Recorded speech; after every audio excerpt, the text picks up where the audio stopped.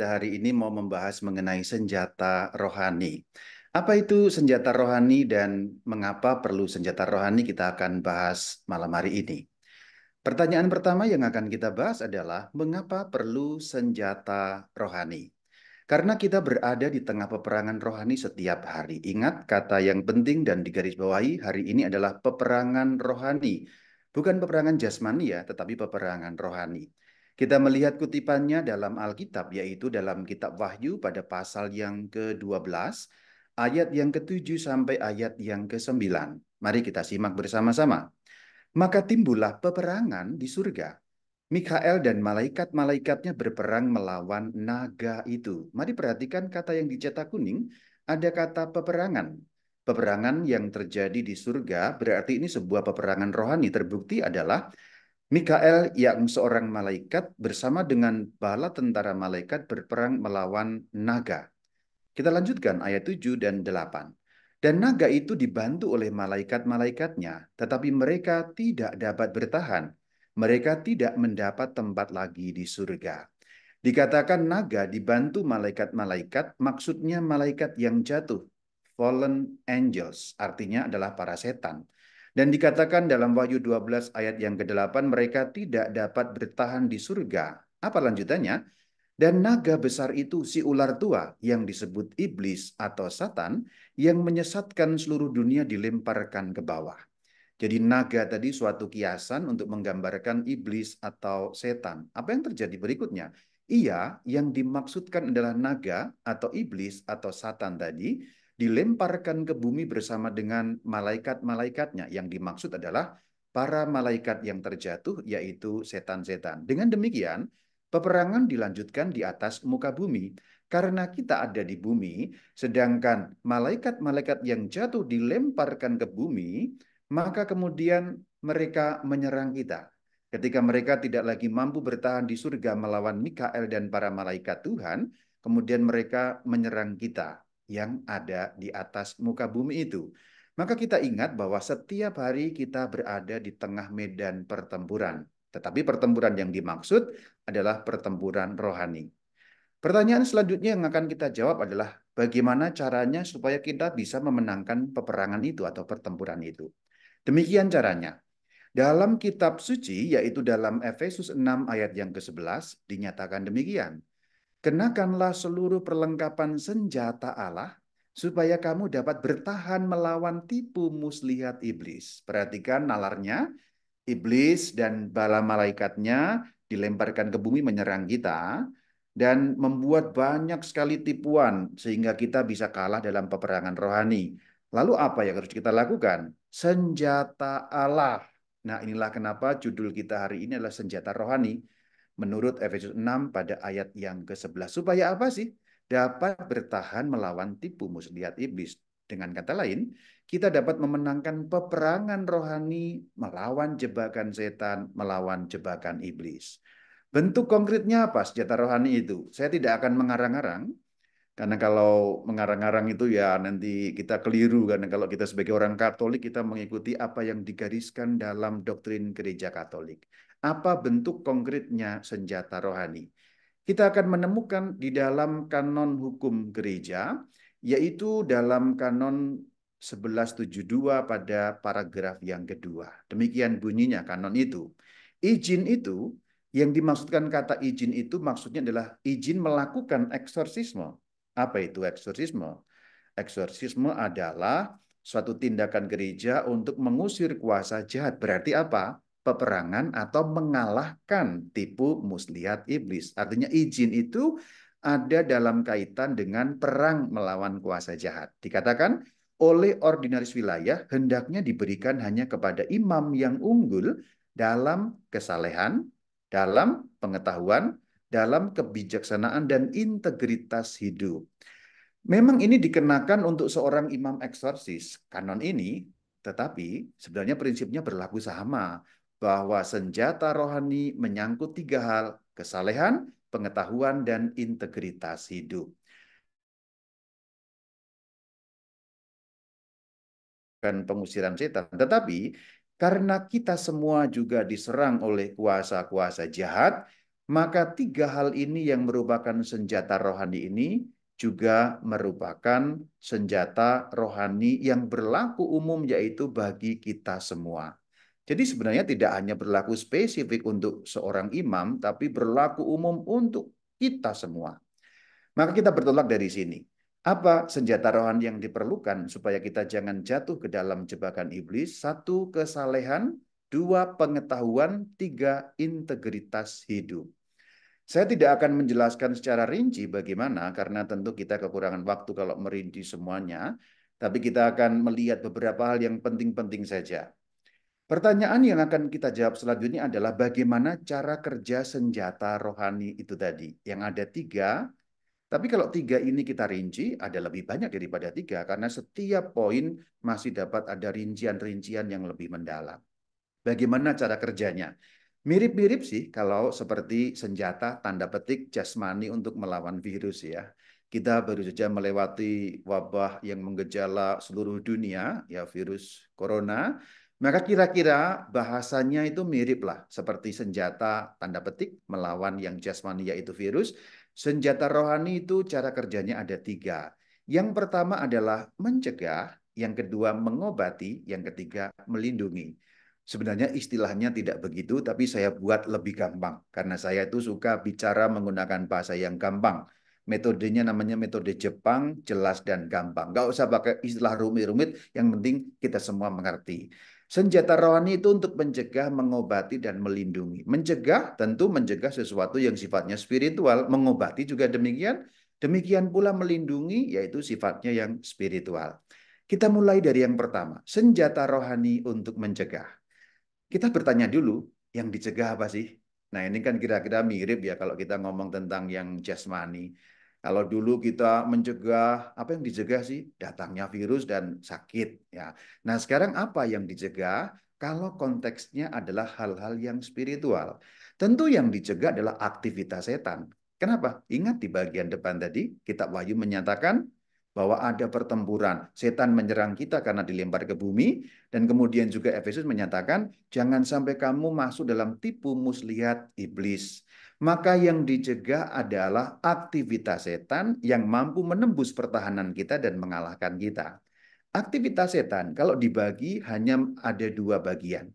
Aktivitas setan yang biasa itu namanya godaan. Aktivitas setan yang tidak biasa ada empat. Investasi, veksasi, obsesi, posesi. Itu semua istilah teknis, tapi nanti akan saya jelaskan sedikit demi sedikit. Godaan itu kena kepada kita setiap hari. Sebab apa? Memang setan bisa menyerang macam-macam yang empat tadi itu yang tidak biasa atau namanya extraordinaria.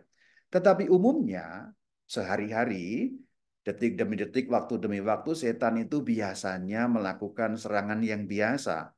Memang bisa menyerang fisik, memang bisa menyerang yang terlihat, yang extraordinaria, namun hampir seluruhnya serangan setan saya katakan itu menyerang pikiran, yaitu aktivitas yang biasa namanya godaan. Jadi godaan adalah serangan setan pada pikiran atau setan yang menyerang pikiran dengan suatu tipu muslihat. Itulah godaan sebenarnya. Itulah aktivitas yang biasa terjadi setiap hari. Maka kita pertama akan bicarakan ini, bagaimana caranya supaya kita menang perang melawan aktivitas setan yang biasa, yang setiap hari kita terima, yang namanya godaan, yaitu serangan pada pikiran. Pertama kita dalami dulu bagaimana sih cara kerja godaan sehingga sampai pada dosa. Kita lihat bagaimana godaan atau serangan pada pikiran itu mewujud sampai menjadi aksi. Aksi itu adalah dosa. Artinya, godaan kalau kemudian mewujud sampai pada aksi, itu disebutnya dosa. Karena melanggar perintah atau melanggar kehendak ilahi. Godaan tidak langsung menjadi aksi, karena godaan kemudian berupa fantasi lebih dahulu, kemudian berupa niat, baru kemudian aksi. Inilah yang disebut sebagai 4 langkah godaan untuk menjadi dosa. Apapun akan melalui langkah ini, mau yang pakai mikir-mikir dulu, ataupun mau yang kilaf. Maka dalam hal ini sebenarnya tidak ada yang disebut sebagai khilaf. Khilaf itu omong kosong, karena tidak ada khilaf. Sebab semua godaan untuk menjadi aksi atau menjadi dosa, pasti melalui fantasi, niat, dan aksi. Kalau orang menyebut khilaf, ya saya khilaf.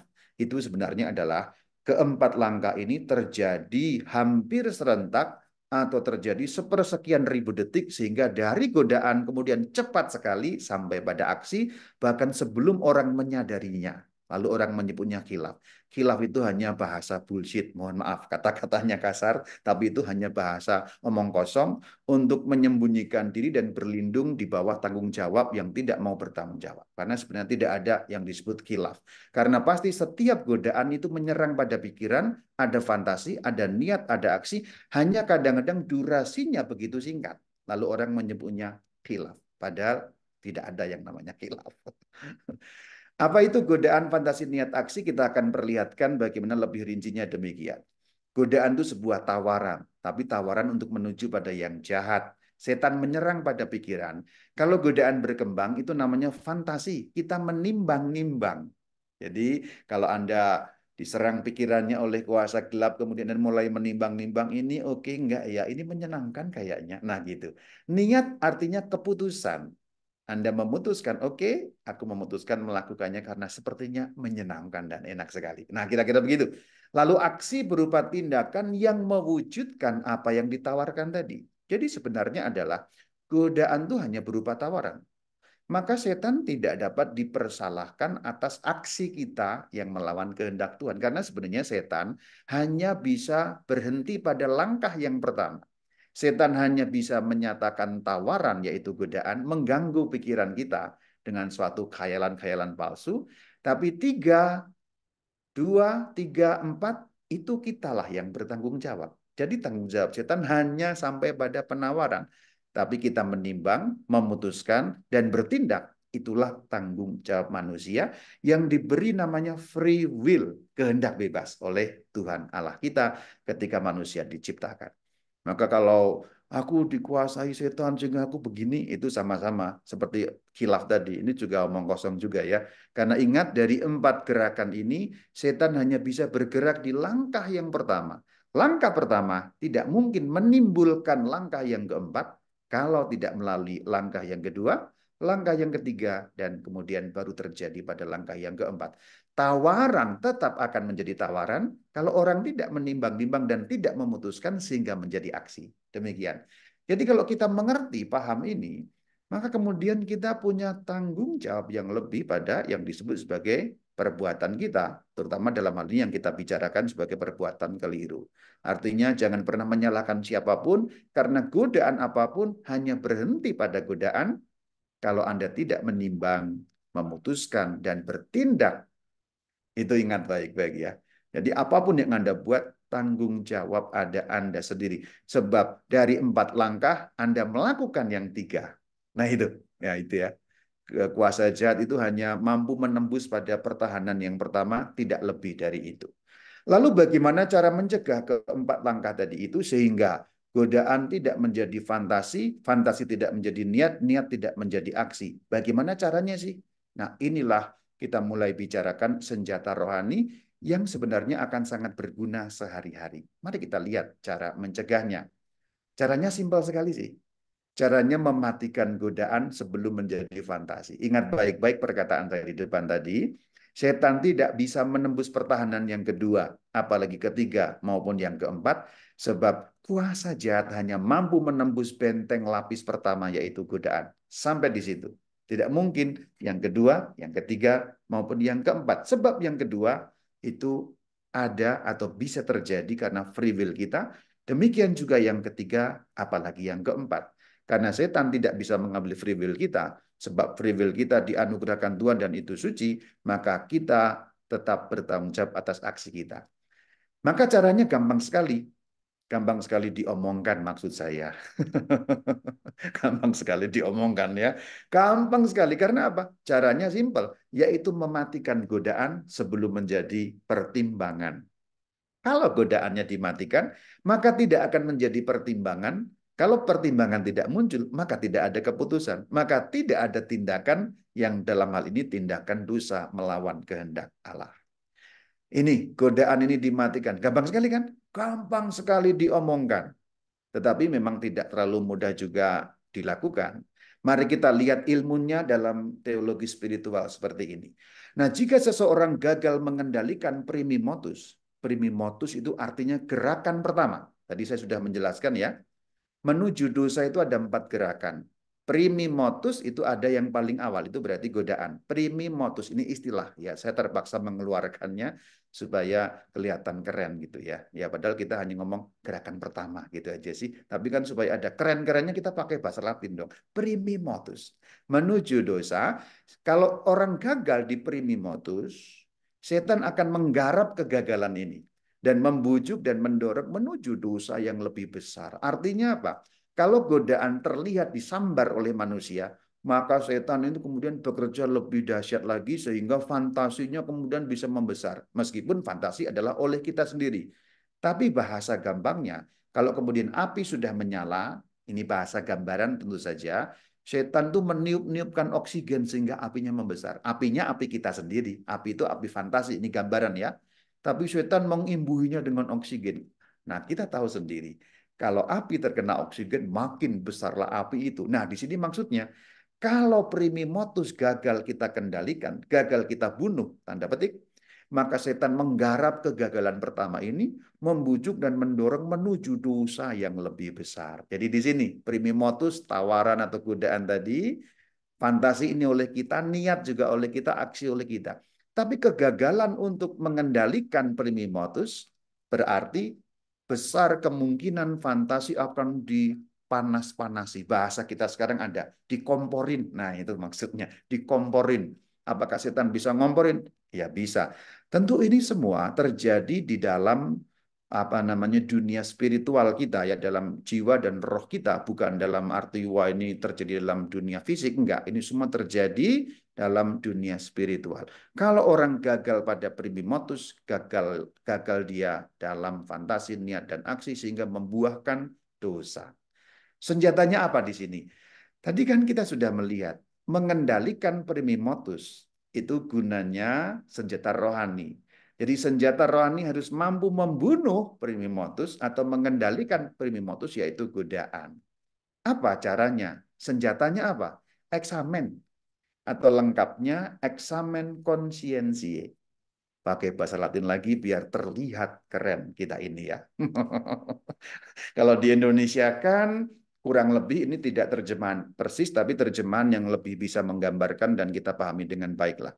Eksamen konsiensie itu artinya pemeriksaan batin. Meskipun konsiensie itu tidak hanya batin, tapi juga kesadaran sebenarnya. Konsiensie itu pemeriksaan kesadaran. Eksamen pemeriksaan konsiensie batin, tapi dalam arti kesadaran kita tentang diri, tentang lingkungan, dan tentang hubungan diri serta lingkungan hidup kita. Itu maksudnya. Bukan lingkungan gereja paroki, bukan. Lingkungan itu maksudnya sekitar kita, maksudnya begitu. Jadi konsiensi itu adalah kesadaran mengenai diri, mengenai sekitar kita, dan bagaimana hubungan diri dan sekitar itu. Itulah yang dimaksud sebagai konsiensi.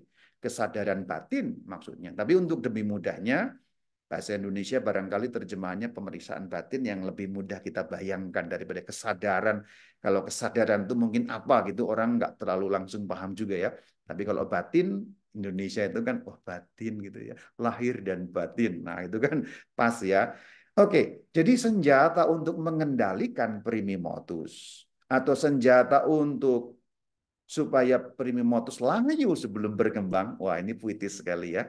Supaya primimotus layu sebelum berkembang, senjatanya eksamen atau lengkapnya eksamen konsiensi alias pemeriksaan batin. Nah, sekarang kita sudah masuk dalam senjata rohani yang ditawarkan gereja. Ini merupakan tradisi suci gereja, dalam arti dipelihara berabad-abad dalam gereja Katolik, terutama dalam lingkungan para imam, para klerus, dan biarawan-biarawati, dan juga para rahib atau para pertapa.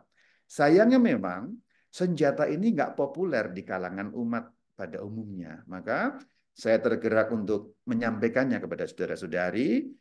Waktu diminta, lalu saya pikir-pikir apa, oke ini saja. Karena supaya kita punya senjata untuk melawan ya primimotus itu. Mari kita lihat bagaimana senjata itu kita bisa pakai dan laksanakan. Ada 5 langkahnya. 5 langkah itu demikian. Yang pertama bersyukur. Yang kedua mohon rahmat, yang ketiga melihat pengalaman, yang keempat mohon ampun, dan yang kelima membangun niat. Mari silahkan dibaca-baca lebih dulu dan saya minum dulu.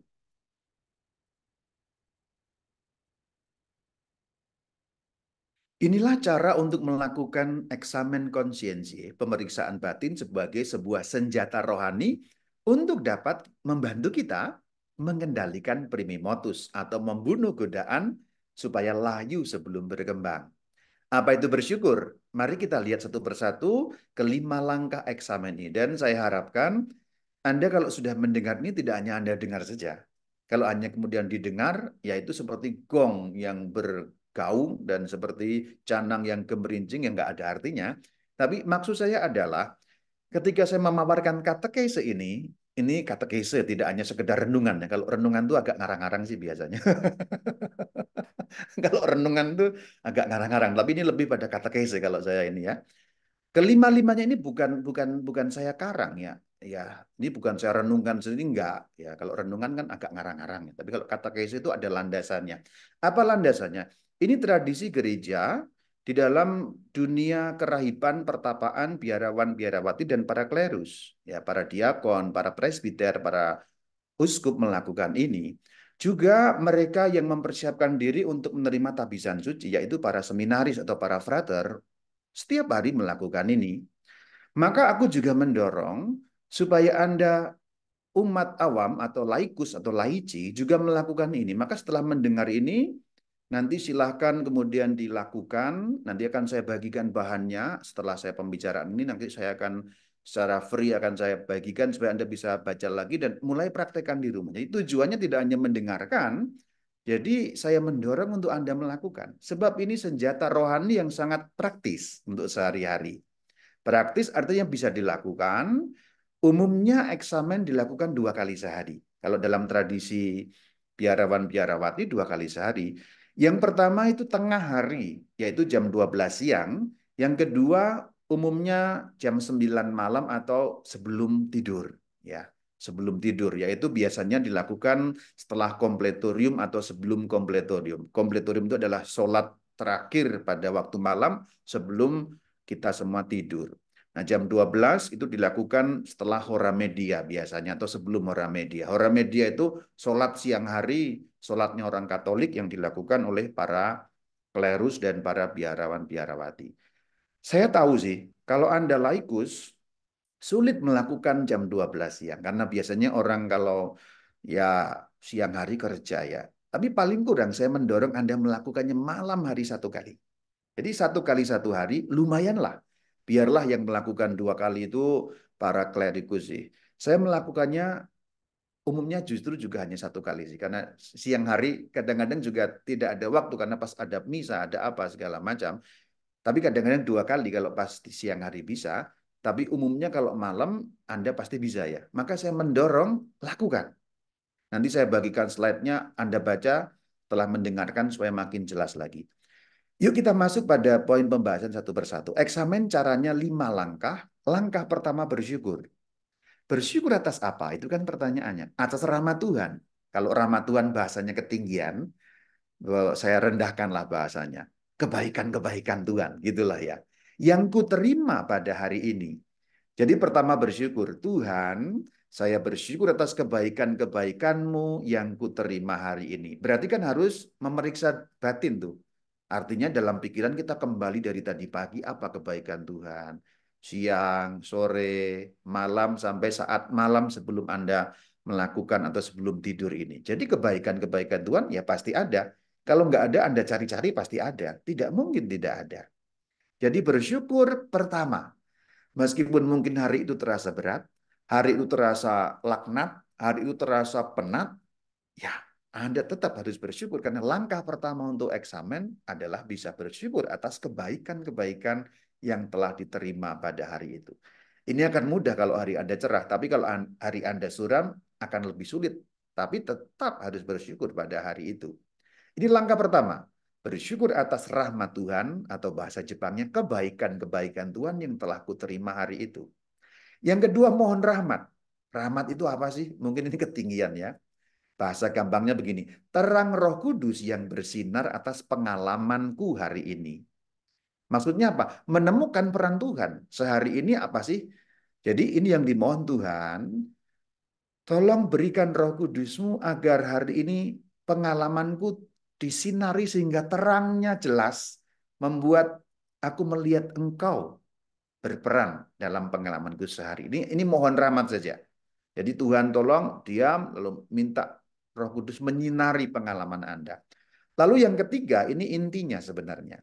Melihat pengalaman berarti mencermati gerak batin sehari ini. Gerak batin itu lebih dalam dari sekedar tindakannya. Umpamanya pagi-pagi langsung Anda marah-marah. Nah gitu. Tindakan yang terlihat kan marah-marah. Tapi gerak batin Anda itu apa sebenarnya? Pagi tadi kenapa marah-marah? Dicari sebabnya. Kira-kira demikian. Ini akan membuat kepekaan yang makin besar, makin kalau Anda melakukannya setiap hari. Karena gerak batin kemudian terdeteksi. Dan ini perlu saya sampaikan. Sekarang ini kan sedang marak-maraknya orang bicara mengenai mental health ya, kesehatan mental. Kalau Anda melakukan eksamen yang telah dilakukan berabad-abad dalam gereja Katolik, saya jamin mental Anda sehat. Jadi Anda nggak usah berobat sana sini, ini obatnya ada di gereja Katolik. Hanya nggak terkenal ini. Kalau ini terkenal saja, banyak orang itu sehat secara mental. Jadi selain sehat spiritual, ini menyehatkan mental. Ya, terus terang aku katakan demikian. Karena orang mencermati gerak batin setiap hari. Kalau sehari sekali mencermati gerak batin, sehat kan mental kita. Begitu loh. Banyak orang terkena gangguan mental karena tidak pernah mencermati gerak batin. Gerak batin ini juga gerak mental dalam arti tertentu. Meskipun ini lebih dalam lagi, yaitu gerak batin itu gerak spiritual juga. Tapi juga melibatkan pengalaman mental kan di sana. Bukan hanya sekedar yang lahiriah. Bukan tindakan, bukan hanya perbuatan. Tapi di balik itu apa? Nah itu. Ini setelah mohon rahmat kan. Jadi mohon rahmat tadi gunanya supaya kita pandai, tanda petik, pintar, tanda petik, mencermati gerak batin sehari itu. Maka selalu mohon rahmat dulu. Karena Roh Kudus akan menyinari sehingga terang itu nampak seluruhnya apa yang kita alami. Nomor 4, apa? Mohon ampun. Mohon ampun atas gerak batin. Misalnya tadi contohnya kan Anda pagi-pagi sudah marah-marah. Gerak batinnya ketemu begini. Berarti kan salah marah-marah. Kan berdosa. Kan bersalah pada anak umpamanya, pada istri atau suami umpamanya. Berarti kan berdosa. Aduh Tuhan, aku jam 7 pagi kok sudah ngomelnya kayak gitu. Malah anakku pukul segala. Umpamanya seperti itu. Berarti kan berdosa. Berdosa berarti kita bertekuk lutut pada godaan. Jadi kalau Anda marah-marah itu ya berarti Anda kalah pada motus kan gitu. Maka mohon pengampunan Tuhan. Ini langkah yang keempat, Tuhan mohon ampun. Tadi pagi begini-begini gerak batinku kok begitu.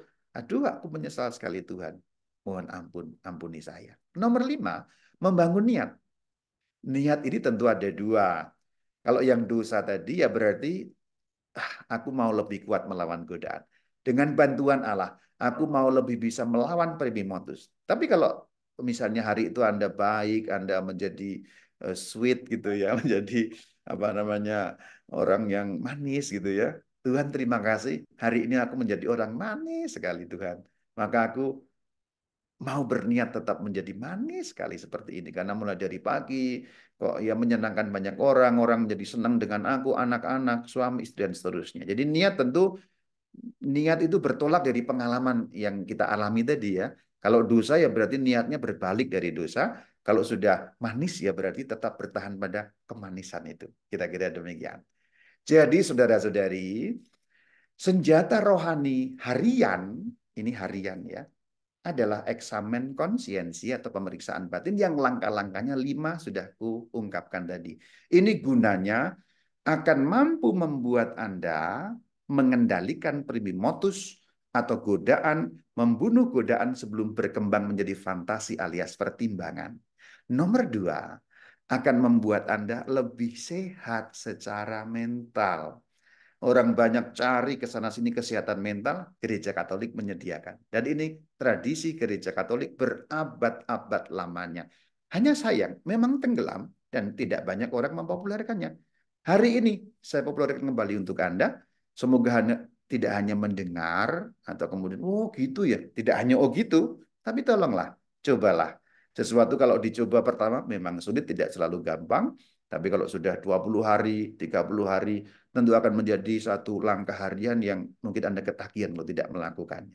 Percayalah padaku, secara spiritual akan lebih sehat dan secara mental Anda akan lebih baik dengan eksamen konsiensie, senjata rohani ala Gereja Katolik yang telah terbukti berabad-abad mencetak banyak orang kudus. Oh ya, eksamen konsiensi dikembangkan secara khusus oleh Santo Ignatius Loyola. Jadi sebenarnya ini sangat Ignatian. Kita berhutang budi pada para Yesuit yang mengembangkan eksamen konsiensi ini menjadi sebuah senjata rohani yang siap pakai. Lihat, tadi yang 5 tadi kan sebenarnya siap pakai sekali. Siap pakai itu artinya kita tinggal pakai rumus-rumusnya, dipraktekkan setiap hari, bereslah itu. Tapi memang kuncinya adalah latihan. Latihan dan latihan. Karena apapun itu, baik yang rohani, yang jasmani kan juga sama. Kalau tidak dilatih ya sulit sekali. Tapi kalau dilatih ya kita akan terlatih dalam bidang itu. Itulah senjata rohani yang pertama, eksamen konsiensi untuk mencegah. Tadi mencegah, sekarang mengobati. Kita akan masuk pada bagian kedua, mengobati.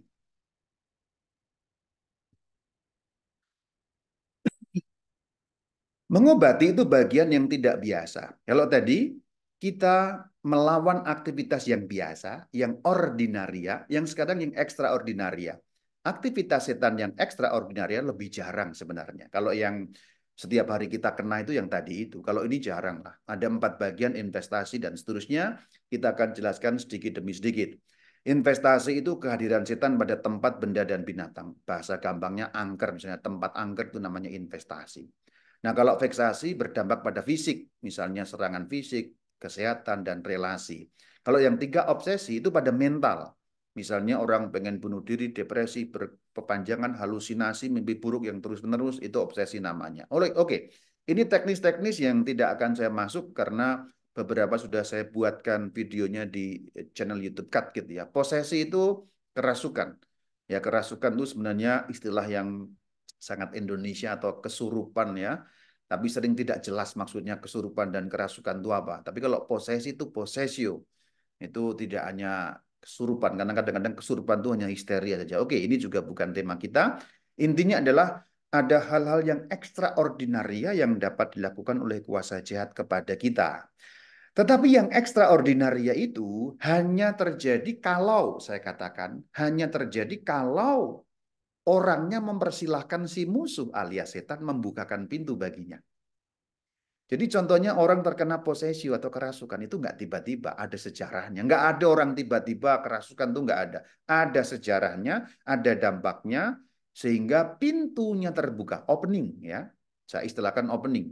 Saya bahasakan dengan bahasa gampang, pintunya terbuka. Dalam arti bahasa simpelnya, jiwa kita atau diri kita tidak mungkin dimasukin roh jahat. Karena apa? Kita telah dimeteraikan dalam darah Kristus. Hanya kalau orang membuka pintu jiwanya maksudnya, ini gambarannya begitu, setan bisa masuk. Dan jiwa kita ini bagaikan pintu yang hanya bisa dibuka dari dalam. Itu istilah tentu saja, istilah. Artinya setan tidak bisa mendobrak karena kita telah disegel dalam nama Kristus. Jadi kalau orang dengan sengaja membuka, baru setan itu bisa berulah. Itulah yang disebut aktivitas ekstraordinaria. Jadi sebenarnya setan itu punya batas dalam tindakan ekstraordinaria. Itulah kenapa tidak umum sehari-hari. Kalau yang biasa, ordinaria, itu umum. Setan nggak perlu kita buka pintu, bisa dia melakukan godaan kepada kita. Kalau bahasa gampang kita dibisik-bisikin gitulah. Ini bahasa gampang tentu saja. Maka kalau godaan itu selalu terbuka. Ini bahasa gampang kita dibisik-bisikin. Tapi kalau yang tidak biasa itu perlu pintu masuk. Maka tidak setiap orang mengalaminya. Hanya orang yang pintu masuknya terbuka. Pintu masuknya ada 4, yang disebut sebagai 4 pintu setan. Ini saya nggak akan bahas lama, karena juga sudah ada di channel saya. Silakan nanti meluncur kalau pengen mendalami dosa terutama yang mortal, okultisme, luka batin, dan kutukan. Kita bicara mengenai yang 2 ini, karena yang 2 ini, okultisme dan kutukan ini umum terjadi di Indonesia, dan ini banyak terkena pada juga orang-orang Katolik, mohon maaf ya, ya. Terutama okultisme nih. Okultisme ini satu paket dengan takhayul, superstitious ya. Okultisme itu klinik ya, apa bermain-main dengan hal gaib, mulai dari ramalan, kartu tarot, kemudian Anda pesugihan, yang gitu-gitu maksudnya. Anda tahu maksud saya lah ya. Istilahnya okultisme dan takhayul. Dan ini berdampak kontaminasi, sayangnya. Sayangnya. Kontaminasi artinya orang yang tidak bersalah pun bisa terkena kalau di atasnya melakukan, di atas yang dimaksud adalah generasi sebelumnya. Umumnya kuat pada generasi ketiga, bahkan sampai keempat. Bahasa gampangnya, kalaupun saya tidak melakukan okultisme, saya nggak pernah ke dukun, saya nggak pernah melakukan kartu tarot, ramalan, dan sebagainya. Tapi papa saya sering melakukan, maka saya terkontaminasi. Itu maksudnya dampak kontaminasi. Demikian juga kutukan. Ini saya nggak bahas lanjut karena bukan tema kita. Tapi intinya adalah ada dua yang kuat sekali mengkontaminasi pada keluarga. Maka ada orang yang pelaku terkena, yang bukan pelaku juga terkena kalau itu keturunannya. Senjatanya apa sih untuk melawan setan yang ekstraordinaria? Senjatanya adalah sakramen tobat. Maka menutup pintu masuk setan itu artinya menghentikan tindakan-tindakan itu, lalu terima sakramen tobat, lalu daraskan deliverance prayer atau doa Santo Mikael. Tapi senjatanya yang utama sakramen tobat. Kenapa sakramen tobat? Karena sakramen tobat itu berarti menutup pintu masuk setan, menyegel kembali pintu yang telah Anda buka dari dalam atau pintu yang telah dibuka oleh orang tua atau kakek nenek Anda dari dalam. Itu maksudnya sakramen tobat. Ini bahasa gampang tentu saja. Saya nggak pakai bahasa teologi, bahasa Jepang saja supaya memudahkan Anda berpikir ya. Ketika pintu terbuka, maka kita bisa menutup lagi, tapi kita harus mohon bantuan Tuhan untuk menutup lagi, yaitu dengan sakramen tobat. Tapi syaratnya ya tentu nggak melakukan lagi. Tapi kalau Anda terima sakramen tobat dan tetap melakukan, yaitu bukan sakramen tobat, nggak ada tobat-tobatnya di situ. Anda harus paham dulu maknanya sakramen tobat itu apa. Putar balik ya, tidak lagi melakukan. Kenapa demikian? KGK menjelaskannya bagi kita. Ini dampak dahsyatnya sakramen tobat. Yang sering orang Katolik lupa dan lalai hari-hari ini, yang dijelaskan dalam Katekismus Gereja Katolik KGK 1468. Sakramen perdamaian itu sakramen tobat itu kata lainnya. Sakramen perdamaian dengan Allah sungguh mengakibatkan kebangkitan rohani dan yang paling bernilai adalah persahabatan dengan Allah. Nah, persahabatan dengan Allah maksudnya tadi Anda disegel kembali dengan segelnya Tuhan sehingga roh jahat nggak bisa masuk. Maka kalau kita ngomong kebangunan rohani, kalau kita ngomong kebangunan rohani yang paling kuat itu sakramen tobat. Ya, KRK yang paling kuat, kebangunan rohani Katolik yang paling kuat itu nggak usah kemana-mana, tapi ada di sakramen tobat. Nah itu dia. Sakramen pendamaian, sakramen tobat itu the real kebangunan rohani. Ingat baik-baik. 3 langkahnya ini juga secara simpel mengaku salah, mohon ampun, memperbaiki diri ada di KGK 1450. Penyesalan, pengakuan, tindakan. Jadi ada tindakannya. Tindakannya juga nanti menyangkut yang kelihatan, konkretnya apa, dijelaskan dalam KGK 1434. Ada puasa, ada doa, ada memberi sedekah, tentu juga berbalik dari segala dosa-dosa yang dilakukannya. Maka senjata rohani yang kedua, itu melawan aktivitas setan yang ekstraordinaria, yaitu sakramen tobat. Terakhir, nggak panjang-panjang, terakhir melindungi. Melindungi itu dengan kesalehan. Apa yang dimaksud kesalehan? Melaksanakan sakramen dengan rutin, sakramentali, liturgi, doa, devosi. Jadi sakramen, misalnya yang paling kuat tentu sakramen Ekaristi, itu disebut bagian dari pietas, ya, kesalehan. Melaksanakan sakramen, sakramentali, liturgi, doa, dan devosi. Yang barusan kita lakukan itu poin nomor 5, devosi. Tadi kita berdoa, doa koronka ya. Kali ini saya fokus pada 2 saja, devosi dan sakramentali dengan poin-poin kecil. Tanda salib. Kalau dihayati dengan sungguh, ini merupakan doa yang kuat sekali. Nomor 2, pemberkatan. Benda-benda rohani dan lain sebagainya. Kemudian salib itu sendiri, terutama yang ada medali Santo Benediktus, terutama saya katakan kalau dalam kerangka melawan yang ekstraordinari, tapi semua salib berdaya. Tapi tentu bukan barangnya ya. Tentu di sini kita harus akui dengan sungguh bahwa imannya barang ini menghantarkan sejauh kita ada iman, tentu saja demikian. Air suci Kemudian juga medali-medali, terutama di sini medali Santo Benedictus yang saya perbesar di sana, karena itu secara eksplisit dan jelas itu melawan kuasa jahat. Contoh ada kata vade retro Satan ya, VRS, vade retro, vade itu Vade retro kembalilah, baliklah setan itu. Lalu ada kata-kata yang lain yang juga mencerminkan perlawanan yang kuat terhadap kuasa jahat. Rosario, tentu juga rosario yang kemudian dipakai juga untuk doa kerahiman atau doa koronka, itu kuat sekali, dan doa Santo Mikael. Ini beberapa contoh, bukan hanya ini, tapi ada banyak. Tapi ini membantu untuk kita melawan kuasa jahat dalam arti apa? Dalam arti yang melindungi kita. Santo Mikael itu doa yang semestinya Anda doakan, seperti kalau Anda mendoakan Bapa kami dan Salam Maria. Dalam arti apa? Ini bagusnya dihafalkan, ada versi bahasa Indonesianya, tapi di sini saya tampilkan versi bahasa Latinnya. Demikian senjata rohani, ya katekese mengenai itu. Poin pertama tadi, saya harap Anda lakukan mulai dengan latihan. Terima kasih. Shalom Alaikum. Alaikum Shalom, Rama Bayu. Terima kasih atas pengajarannya yang kita semua sudah diingatkan bahwa setiap hari kita sungguh berperang dan kita harus menghadapinya setiap hari. Rama Bayu ini para Santo Ignatius Loyola, lalu kemudian juga para Jesuit, dan saya yakin juga di antara kita ada beberapa yang memang memiliki ketertarikan dan mempelajari spiritualitas Ignatian.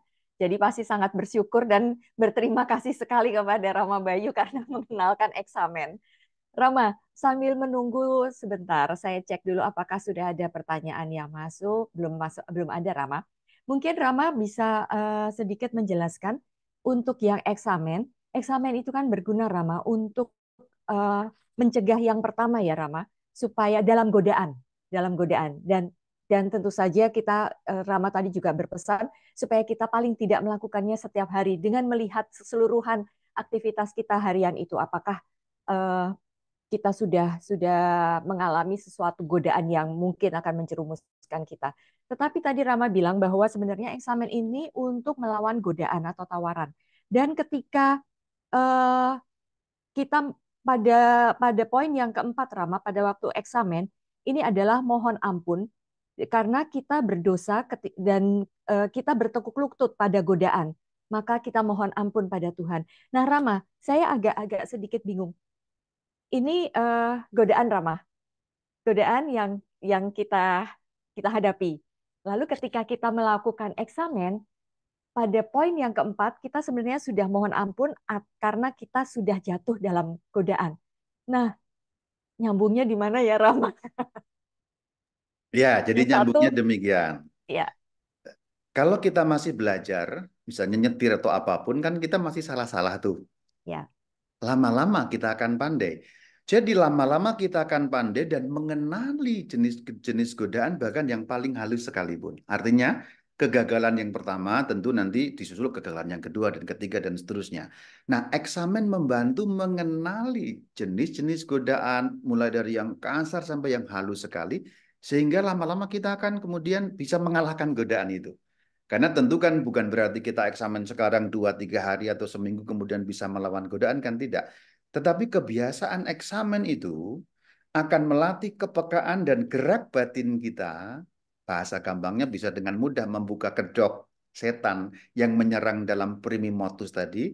Sehingga berikutnya atau paling kurang dalam kebanyakan waktu kita akan bisa lebih peka terhadap ini primi motus sebenarnya ya. Saya nggak mau, saya tahu loh gitu ya.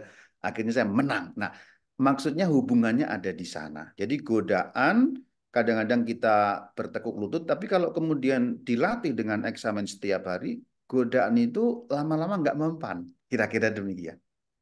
baik Rama, terima kasih. Nah, kalau seandainya nih Rama, tadi kan ada 4 langkah.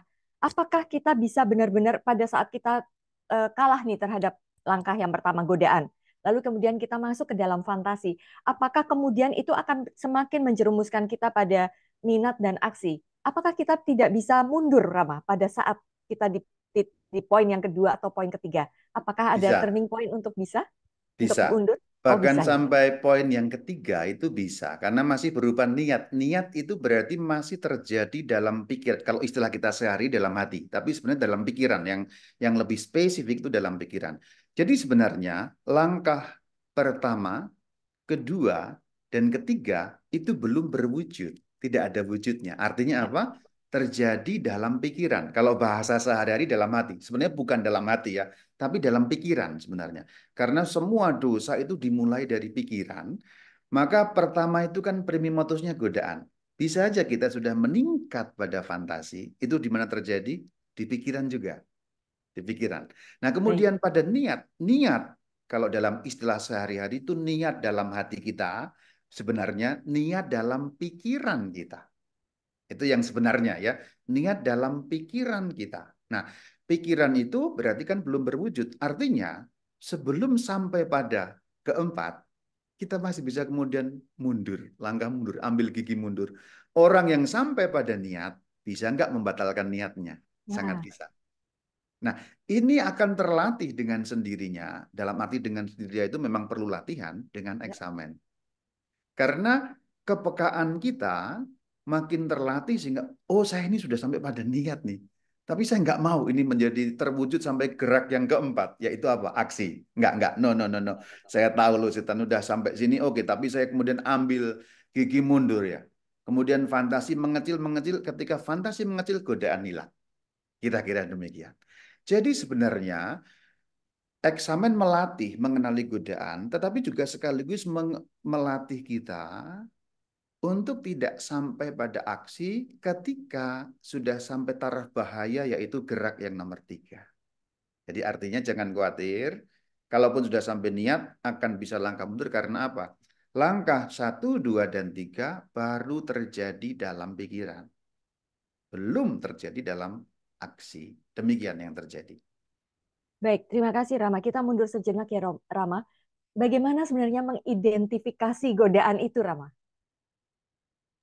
Nggak perlu diidentifikasi karena begitu kita lihat langsung tahu kok sebenarnya.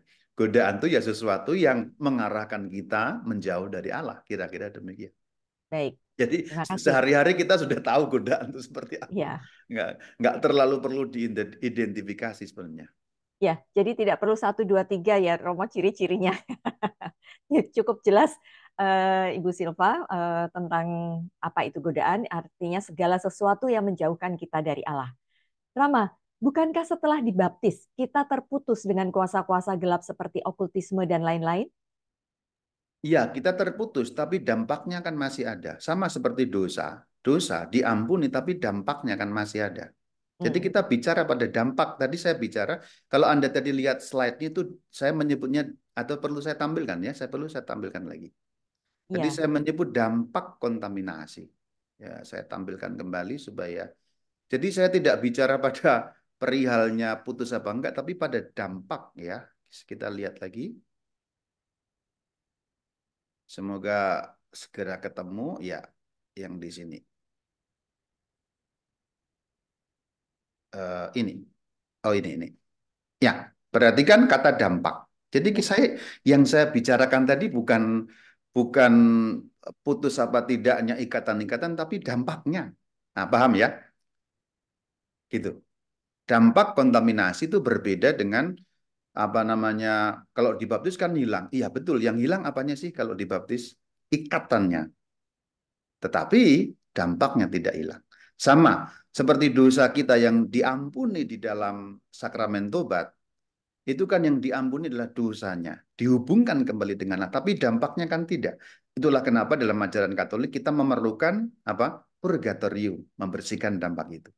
Ya, semoga semoga agak sedikit terjawab ya. Ya, Demikian. semoga jelas ya Pak Ong. Rama Bayu sudah memperlihatkan slide-nya Ya, sekali lagi. ya, terima kasih. Terima kasih Rama.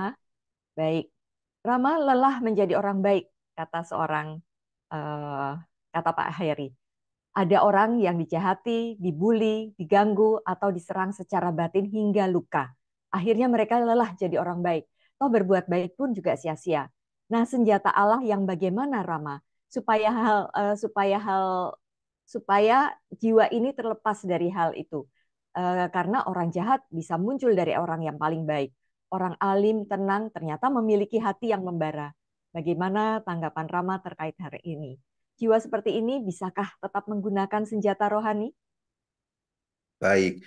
Ya, memang itu bahaya sekali ya, ketika orang kehilangan kepercayaan pada hal yang baik. Karena hal yang baik berarti kebaikan. Kebaikan kan berarti kalau kita bahasakan ya berasal dari Allah, ya Allah sendiri. Maka sebenarnya kalau menurut saya tentu ini kasuistik, artinya itu kan kasus orang ya, tidak bisa langsung pukul rata. Tapi sebenarnya secara umum kita bisa menggunakan senjata rohani yang eksamen tadi. Langkah pertama tadi apa? Masih ingatkah langkah pertama? Bersyukur Rama Atas apa?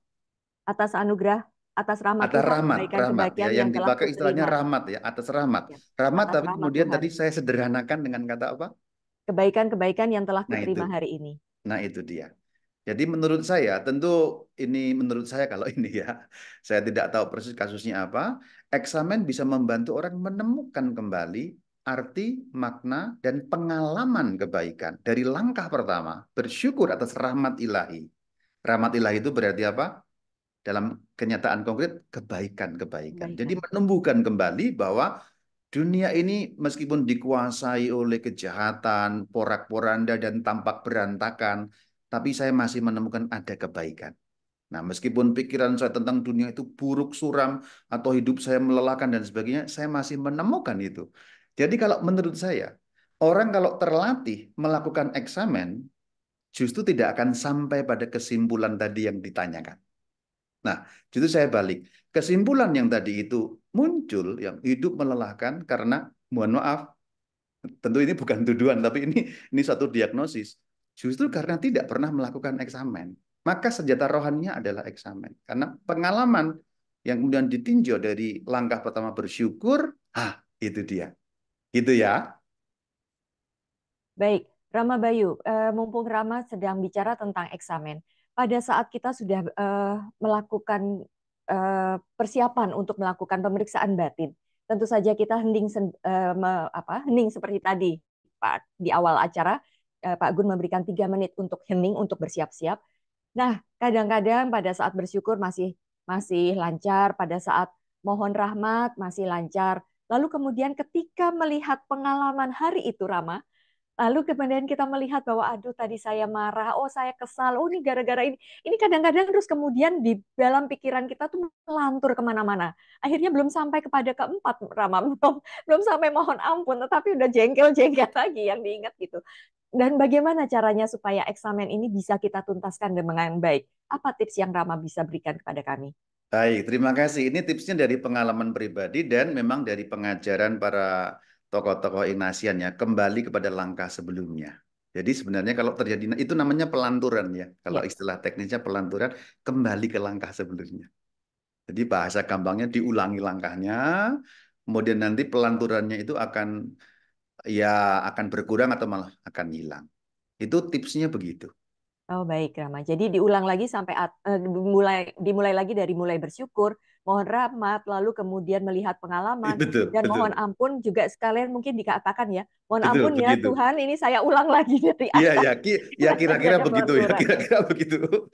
Ya teknisnya silahkan gimana, tapi maksudnya kira-kira gitu. Tuhan ini kacau nih masak. Ini saya beri gambarannya. Kalau Anda masak dan masakan menjadi kacau dan gosong, apa yang dilakukan sih?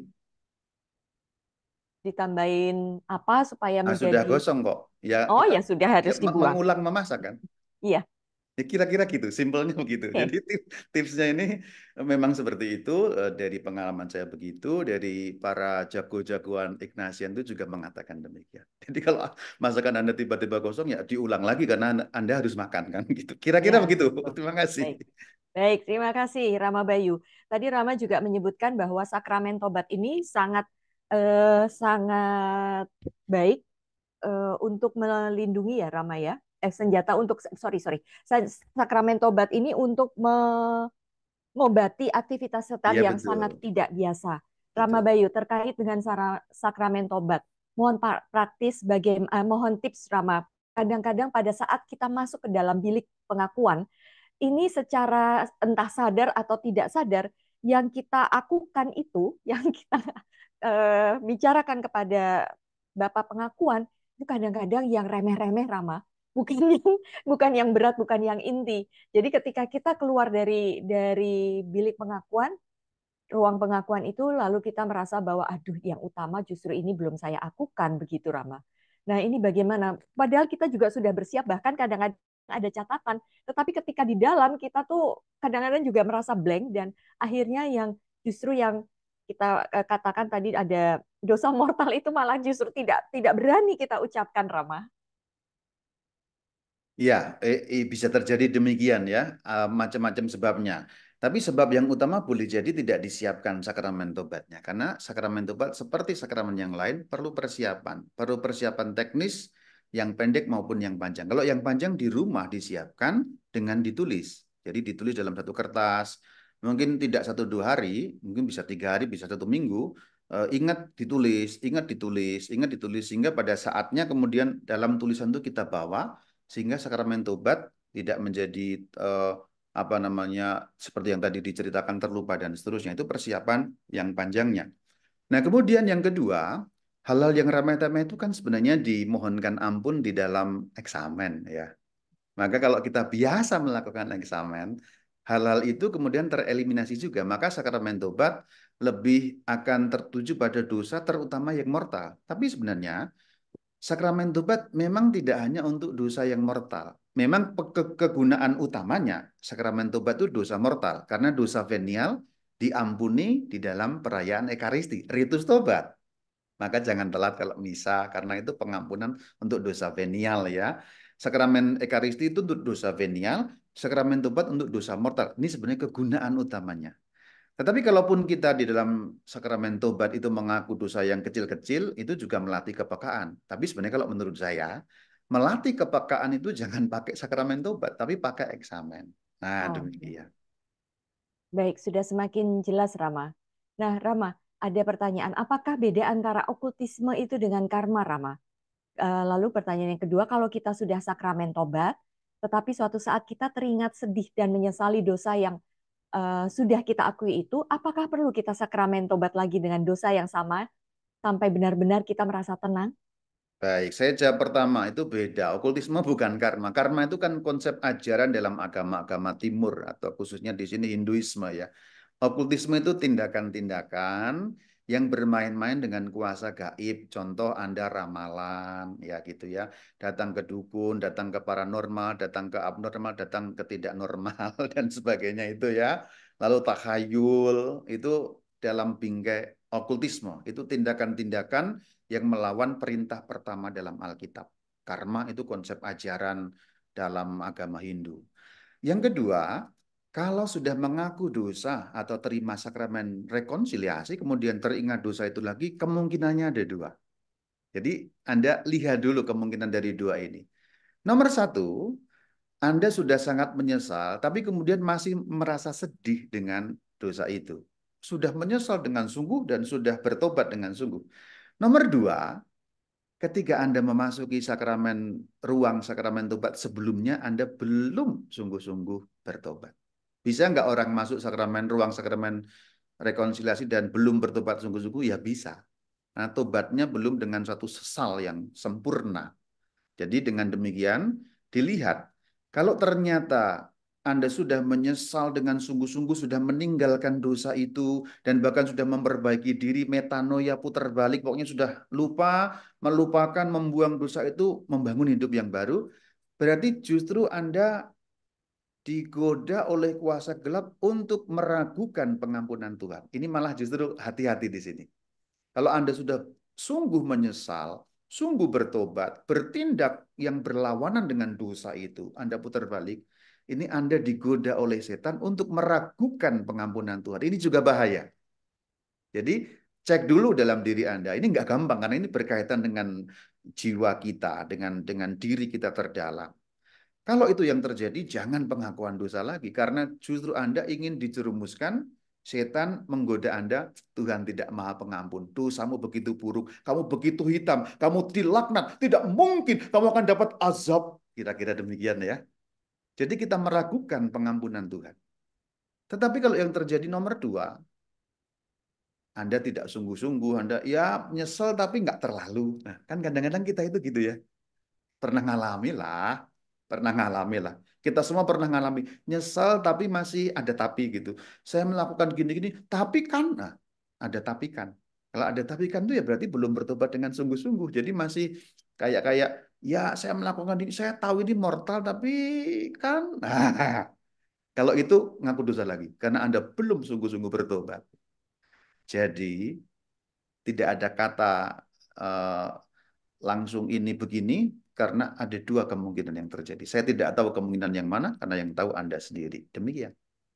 Baik, Rama, kalau saya tadi tidak salah dengar dan juga para peserta tadi tidak salah dengar, kalau misalnya belum sampai pada aksi, itu belum merupakan suatu dosa. Mohon nanti dikoreksi kalau salah ya Roma pernyataan ini. Dan sedangkan kalau kita tadi dalam doa tobat Rama, kita mengatakan bahwa telah berdosa dengan pikiran dan perkataan. Artinya walaupun itu masih dalam pikiran kita, itu juga sudah dibawa sudah berdosa kan ya Rama? Mohon Oh iya, penjelasan. iya. Eh, Sepertinya saya tidak mengatakan gitu tadi.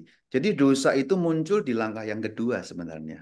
Oh, oke. Mulai fantasi itu mulai berdosa, berdosa dengan pikiran. Karena berarti fantasi berarti kita setuju terhadap godaan. Jadi Hmm. persetujuan dengan godaan, persetujuan terhadap godaan sudah merupakan dosa. Hanya kemudian kan dosanya meningkat-meningkat gitu. Itu yang saya maksudkan. Jadi dosa aksi, dosa fantasi, yaitu sama-sama dosa. Tapi bobotnya berbeda. Dosa niat itu juga berbeda. Jadi kalau kita apa namanya berdosa dalam taraf fantasi, artinya apa? Kita setuju terhadap puasa jahat. Ya, aku jadi pengikutmu setan. Kira-kira gitu. Oke, aku pro kamu setan dengan pikiran. Ya, kemudian kalau sudah sampai aksi, kita setuju pada setan pada tahap apa? Pada tahap dengan bodiku aku setuju. Dengan tubuhku kulibatkan sehingga terjadi tindakan. Tapi semuanya itu berdosa. Artinya apa? Ketika godaan dilampaui dan menjadi gerak yang kedua. Gerak kedua namanya apa?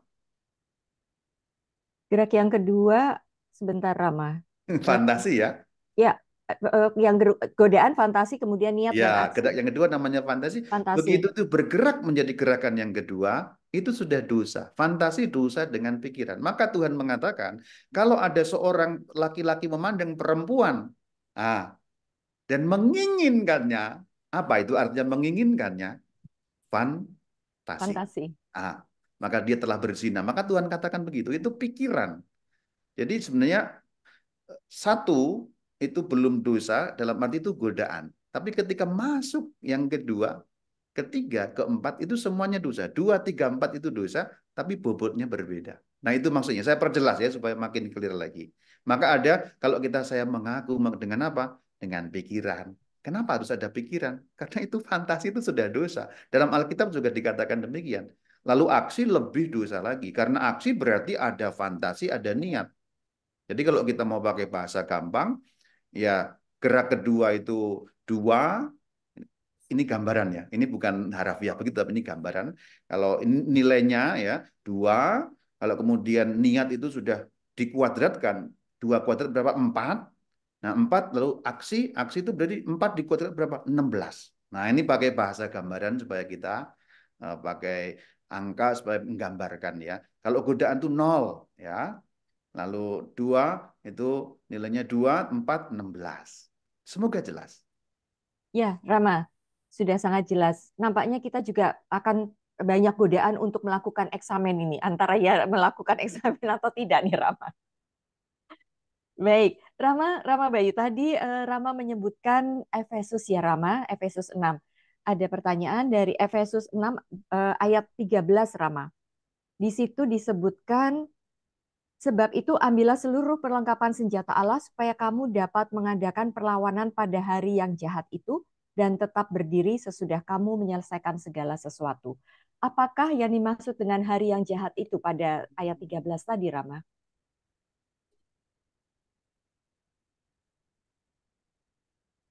Efesus 6 pada ayat yang berapa supaya saya bisa 13 lihat Rama? konteks. Oh baik, 13 tadi itu Ya, ya. Oh ya, ya, yang ditanyakan pada hari yang jahat itu ya. betul. Ya. Baik. Konteksnya hari yang jahat itu adalah pada hari akhir atau juga konteks yang kedua terjemahan yang lebih atau tafsiran yang lebih kecil yaitu pada saat kita ajal. Itulah kenapa ajal menjadi satu momen yang krusial. Maka kita berdoa salam Maria, doakanlah kami. Coba bagian terakhir doa salam Maria bagaimana? Bagaimana Rama? Bagaimana? Doa salam Maria bagian terakhirnya bagaimana? Bagian Doakanlah terakhir. kami, dampingilah Doakanlah kami kami, pada doakanlah kami ya. Doakanlah kami apa lanjutannya? Ya berdosa doakanlah ini kami yang Yang berdosa berdosa ini. ini terus sekarang dan sekarang dan waktu kami waktu mati. kami mati. kenapa Waktu ada kami pada mati. pada waktu kami mati? Karena waktu mati itu Ah, krusial karena disitulah terjadi suatu peperangan rohani yang oh, menguat. Kita akan pilih iblis atau Tuhan. Jadi sebenarnya hari yang jahat itu tafsirannya ada dua.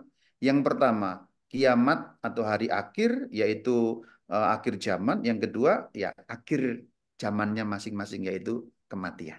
Demikian. baik, Rama. Pertanyaan berikutnya ini tentang okultisme ya, Rama. Jika ingin mengaku dosa okultisme yang dilakukan orang tua dalam sakramen tobat untuk menghindari dampak atau kontaminasinya, bagaimana cara mengakuinya? Karena itu bukan dosa yang kita lakukan. Terima kasih, Rama. Mengaku dosa, ya tentu bukan dosa yang kita lakukan, tapi kan kita juga punya dosa sendiri. Nah, dosa sendiri itulah yang kita akukan, kan maksudnya begitu. Jadi Ya, bukan mengakukan dosa orang lain, tapi maksudnya kita terima sakramen tobat dosa dari supaya dibebaskan dari dosa-dosa kita sendiri. Demikian. Yang dimaksud demikian. Jadi bukan Romo kan papaku udah keram, enggak bukan gitu ya. Tapi dosa kita sendiri itu yang dimaksud menutup untuk kita. Maka dampak-dampaknya tadi supaya bisa tereliminasi. Itulah yang dimaksudkan dengan sakramen tobat kalau orangnya sendiri bukan pelaku dari okultisme. Begitu. baik. Rama, satu ini karena sudah kita boleh sampai 15 menit lagi, Rama? Silakan, silakan. Baik. Rama, tadi Rama mengatakan bahwa pintu terbuka dari dalam, tetapi bisa terkontaminasi dari leluhur. Kita tidak tahu apa yang dilakukan leluhur dan dari mana kita tahu bahwa pintu kita terbuka atau tertutup. Jika terbuka, apakah hanya dengan satu kali pengakuan dosa dan doa Santa Mikael, otomatis pintu itu bisa tertutup atau ada cara lain untuk menutup pintu itu? Tidak ada cara lain kecuali sakramen tobat. Dan dengan pertobatan sungguh-sungguh, tapi juga itu bukan berarti saat itu juga dampaknya selesai loh ya. Yang selesai adalah ikatannya diputuskan, dosanya diampuni, tapi dampaknya masih bisa berkelanjutan. Maka perjuangannya masih panjang. Itu seperti kira-kira begini. Eh, Gambarannya kalau orang sakit, ya sakit ini spesifik ini kalau Anda dokter, Anda bisa mengecek ya, saya benar apa enggak. Itu demam berdarah. Demam berdarah itu sebenarnya virus yang masuk itu mati dalam 14 hari, kemudian kerusakannya lah yang kita rasakan. Virusnya sudah enggak ada kalau demam berdarah itu. Ya, jadi kerusakan sel-sel darah merah itulah yang perlu diperbaiki. Ini bahasa gampangnya. Jadi kalau orang sakit, dampak-dampak sakit itulah yang perlu di treatment. Itu yang terjadi dengan okultisme. Jadi sakitnya itu sudah disembuhkan, tapi pemulihannya kan belum. Ini semoga gambaran ini memberi satu apa ya pencerahan bahwa sebenarnya yang dimaksudkan dengan dampak itu begitu. Intinya sudah disembuhkan, misalnya orang sakit jantung atau apa, ring dipasang, tapi kadang-kadang masih ada dampak-dampak ikutan atau masih harus istirahat dulu kalau orang habis sakit itu. Nah, itu yang dimaksud dengan dampak tadi itu seperti itu. Baik, Rama, terima kasih. Nah, ini Ini terkait kayaknya juga. jadi malah menyimpang kepada arah roh-roh jahat ya. Jadi kayaknya jangan ke sana karena itu bukan tema kita. Meskipun itu menarik sekali. Betul, Rama. Dan ini pertanyaannya jadi terpaksa harus menanyakan karena ada pesanan khusus ini, Rama. Masih terkait dengan tadi, Rama, okultisme. Sebelum masuk menjadi seorang Katolik, itu mempunyai kebiasaan memandikan benda pusaka. Mungkin karena Rasanya memang sudah. kita sudah agak jauh dari itu. Jadi saya keberatan untuk Oke, menjawab persoalan itu karena fokus saya justru eksamennya. baik, baik, Rama. Kalau gitu, Gitu ya. baik. Karena Nggak kalau apa, itu Rama. nanti menjadi fokus, kita mohon maaf, saya bukan tidak mau jawab, tapi maksudnya nanti pesan inti saya hilang. Baik, baik, Karena Rama. bukan itu. Lain kali kita akan bikin tema khusus ya, Rama. membahas Iya, yang. iya. Mohon maaf ya, karena saya bukan itu yang saya maksudkan gitu. Nah, baik. Sekarang kita kembali lagi ke pertanyaan yang terkait dengan tadi pesan Rama, mencegah bagaimana sebagai senjata rohani. Rama, tadi Rama bilang bahwa kita itu diberi kehendak bebas. Dan kehendak bebas itu sama sekali tidak bisa diambil oleh si iblis karena itu adalah merupakan suatu anugerah yang diberikan kepada Tuhan. Nah, Betul. Rama, bagaimana supaya kita secara naluri dalam kehendak bebas kita tuh bisa memilih sesuatu yang baik, Rama. Saya Ya, umpamakan begini, Rama. Kalau ya. hewan nih ya Rama, hewan itu kan juga punya punya cara secara naluri untuk melindungi dirinya dari katakan dari musuh yang dari luar secara Kalau jasmani. hewan namanya kan insting itu kalau hewan. Betul, insting. Nah, kita secara rohani ini kan sebenarnya juga harus melindungi diri kita. Dan itu juga kita juga punya kehendak bebas yang kita bisa tahu bahwa ini buruk dilakukan, ini baik dilakukan. Bagaimana supaya kita bisa eh, kehendak bebas kita ini berjalannya di tempat yang benar gitu loh Rama. Baik, itu jawabannya ada di lingkaran yang 3 tadi. Saya buka lagi ya. Lingkaran yang 3 tadi. Nah, ini dia. Nah, di sini. Jadi sebenarnya integritas hidup itu kan maksudnya tadi kehendak bebas yang bisa bersesuaian dengan kehendak Allah kan. Ya. Caranya itu kesalehan dan pengetahuan. Tidak ada cara lain kecuali kita tahu apa yang Allah kehendaki. Bagaimana cara tahunya? Melalui ajaran gereja Katolik. Nah itu, gampang banget diucapkan kan? Jadi kesalehan ini, oke, kalau ini banyak orang ini, tapi juga pengetahuan. Artinya kita tahu persis apa yang Allah kehendaki dari apa yang gereja ajarkan. Lalu caranya bagaimana supaya pengetahuan dan kesalehan bisa bekerja sama demi integritas hidup? Refleksi. Ini taraf lain dari eksamen itu sebenarnya refleksi dalam doa, tapi kalau refleksi itu sebenarnya lebih dalam lagi dari eksamen. Jadi sebenarnya caranya adalah melakukan refleksi berkala.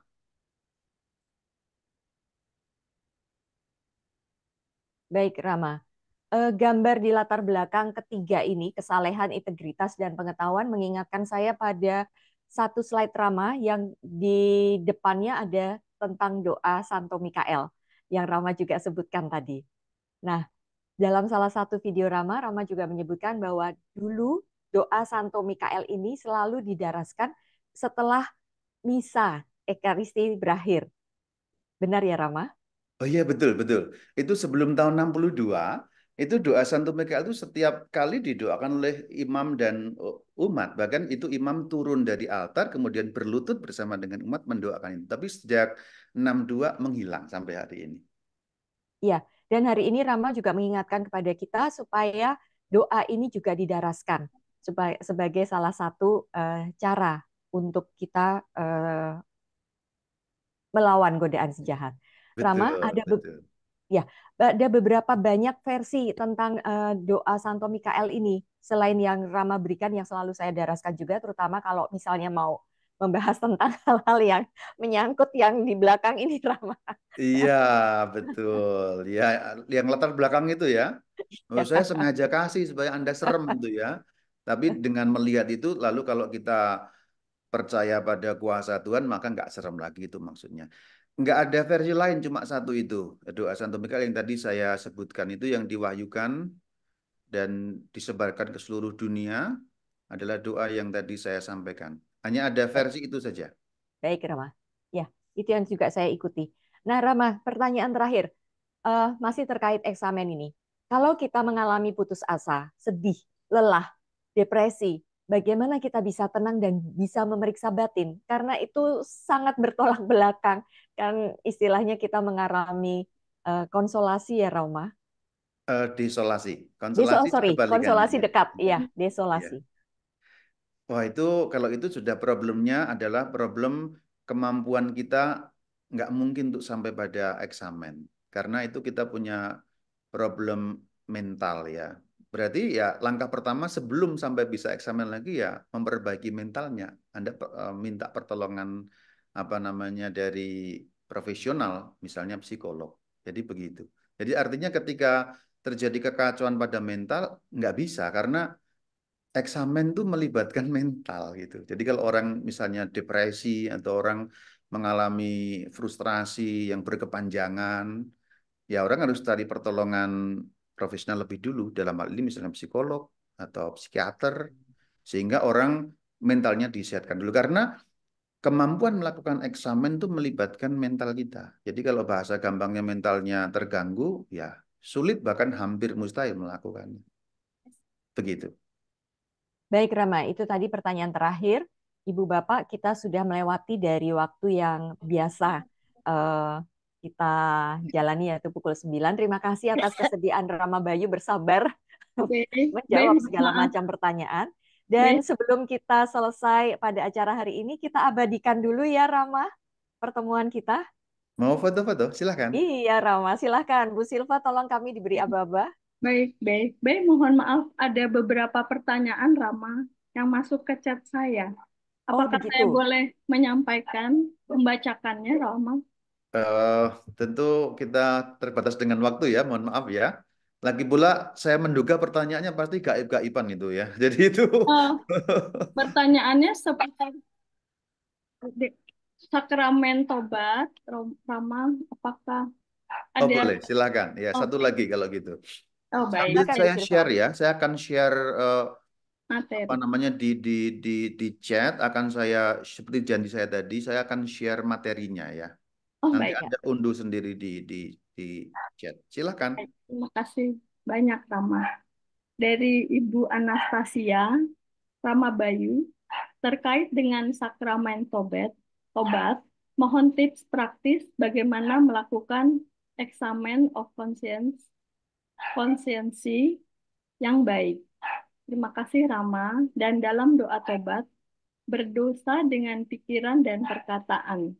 Artinya, meskipun baru dalam pikiran sudah berdosa dan perlu dibawa ke apakah perlu dibawa ke sakramen pengakuan dosa dari Ya, Ibu baik. Anastasia. Terima kasih. Ya, saya jawab sebagai pertanyaan terakhir. Jadi berdosa itu kalau sudah masuk yang kedua, ketiga, keempat. Jadi fantasi itu dosa apa enggak? Dosa. Nah, kemudian niat dosa apa enggak? Dosa. Jadi Anda niat membunuh orang itu sudah dosa ya. Memfantasikan membunuh orang itu juga sudah dosa. Apalagi tindakannya.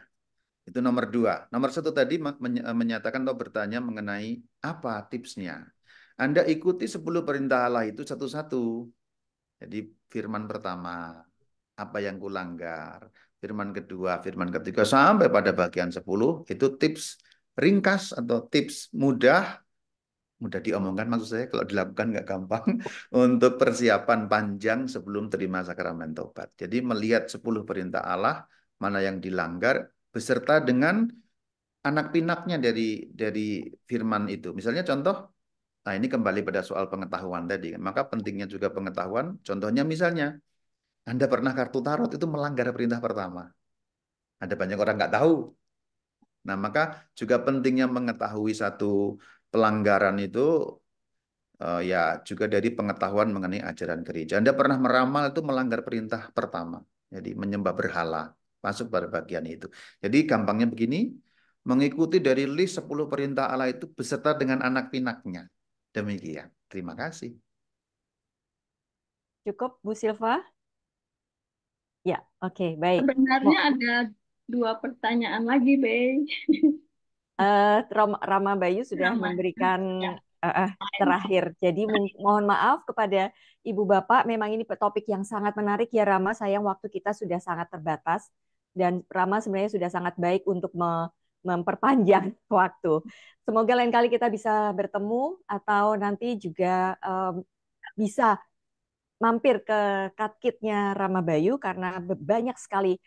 Sudah berapa video ya Rama yang dibuat ya? Saya sudah scroll sampai 2 tahun yang lalu, udah banyak sekali. Waduh, saya malah lupa ya.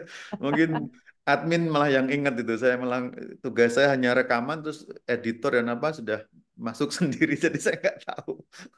Ada beberapa tema yang memang bisa kita dengarkan sendiri di YouTube katekese sedikit ya Romo ya. Iya betul, Ya Katkit, Rama, katekesis juga. Katkit, iya. Di channelnya Rama Bayu, silahkan ke sana dan mendengarkan pengajaran-pengajaran Rama Bayu yang sangat bagus dan mencerahkan. Baik, Baik, kita segera akan mengakhiri ibadat ini dengan sebelum kita masuk kepada doa penutup dan doa berkat, marilah kita mendengarkan satu nyanyian penutup oleh Ibu Erna. Silakan Ibu.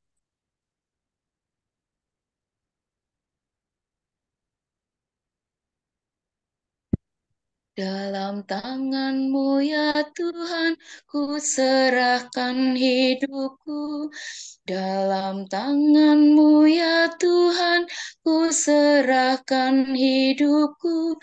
Dalam tangan-Mu ya Tuhanku, ku serahkan hidup. Karena hanya akan Tuhan aku yakin selalu, karena Tuhan saja sungguh-sungguh Bapakku. Dalam tangan-Mu ya Tuhan, ku serahkan hidupku. Dalam tangan-Mu ya Tuhan, ku serahkan hidupku. Dalam tangan-Mu ya Tuhanku, ku serahkan hidup. baik. Rama Bayu, kami mohon doa penutup dan juga berkat dari Allah. Marilah kita berdoa. Dalam nama Bapa dan Putra dan Roh Kudus. Amin. Pertolongan kita dalam nama Tuhan yang menjadikan langit dan bumi. Tuhan Yesus Kristus, kami bersyukur karena melalui gereja-Mu Engkau mengingatkan kami satu tradisi baik yang terlupakan dan kiranya dapat menjadi bekal bagi kami dalam peperangan rohani agar kami mengenakan senjata Allah sehingga kami dapat melawan segala tipu muslihat iblis. Berkat-Mu kiranya Kau limpahkan bagi para hamba-Mu, berkat kesehatan, berkat perlindungan, berkat kesejahteraan jasmani dan rohani demi bertumbuhnya iman dalam nama Bapa dan Putra dan Roh Kudus. Amin. Amin. Terima kasih Rama Terima Bayu. kasih.